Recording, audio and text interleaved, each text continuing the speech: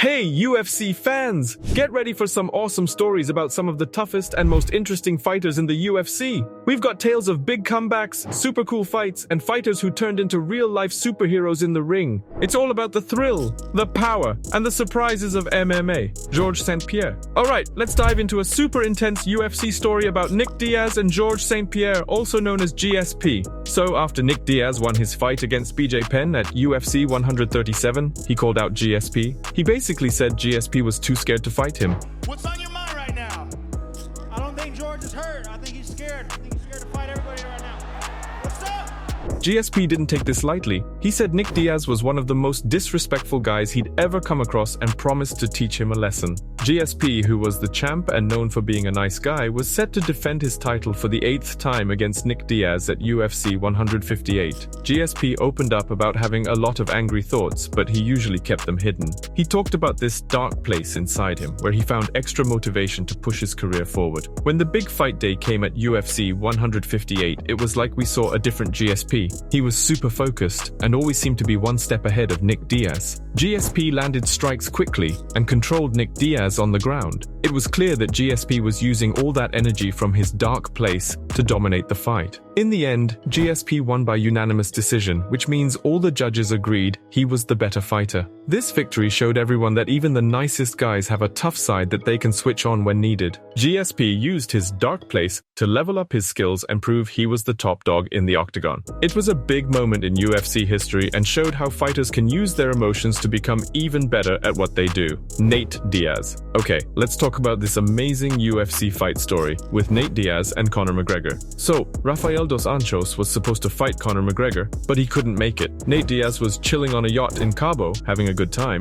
when he got a surprise phone call. They asked him to fight Conor McGregor in just 2 weeks at UFC 196. This was going to be a big welterweight fight, which means they're pretty strong guys. Leading up to the fight, Conor McGregor didn't think Nate Diaz was a big deal. Conor kept saying he would win easily in the first few rounds. But let me tell you, Nate Diaz proved everyone wrong. In the fight, we saw something super cool about Nate Diaz. He's tough, like really tough. Conor McGregor hit him with some strong punches, but Nate just wouldn't go down. It was like Nate had some special power to handle all those hits. And guess what? Even though Nate only had 2 weeks to get ready, he was in great shape. He kept going strong, even after Conor's punches. In the second round, Nate made a big move. He hit Conor McGregor with a solid punch, and then he did something awesome. Nate caught Conor in a rear naked choke. This is a move where you grab someone from behind and squeeze until they can't keep fighting, and that's how Nate won. This fight showed everyone that Nate Diaz is not just tough, but he's always ready for a big challenge. Even if he's out partying in Cabo, he can step into the Octagon and put on an amazing fight. Beating Conor McGregor like that was one of Nate's best fights ever.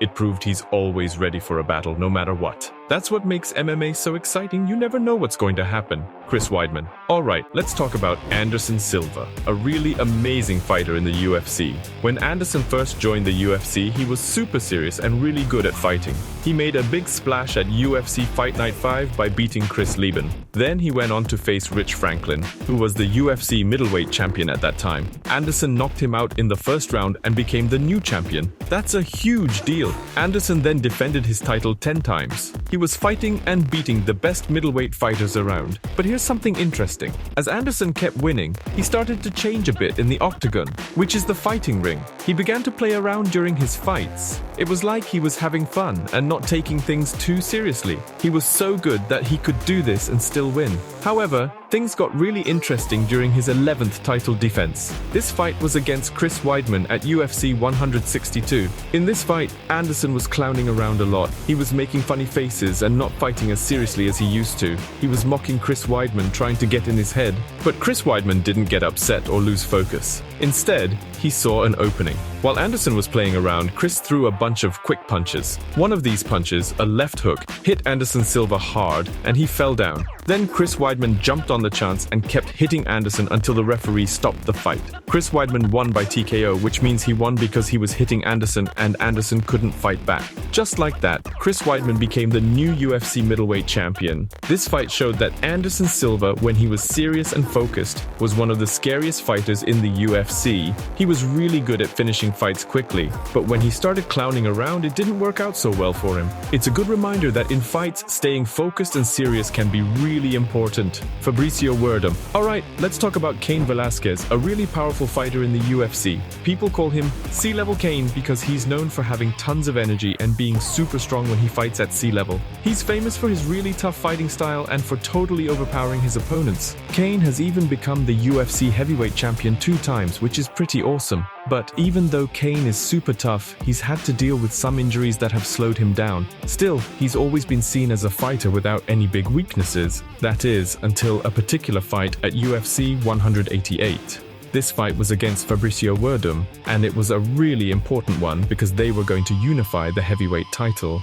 The fight was in Mexico City, which is high up in the mountains. This means the air is thinner and it's harder to breathe. That's where Cain faced a big challenge. You see, fighting at a high altitude was really different for him. As the fight went on, Cain started to get tired way faster than usual. He wasn't moving as quickly, and it looked like he was having a hard time keeping up with the pace. Fabricio Werdum took advantage of this. He hit Cain with some good shots, and then, in the 3rd round, Cain tried to take him down, but it didn't go well. Werdum caught Cain in a guillotine choke, which is a move where you grab the other guy's neck and squeeze. Cain had to tap out, which means he gave up, and Werdum won the fight.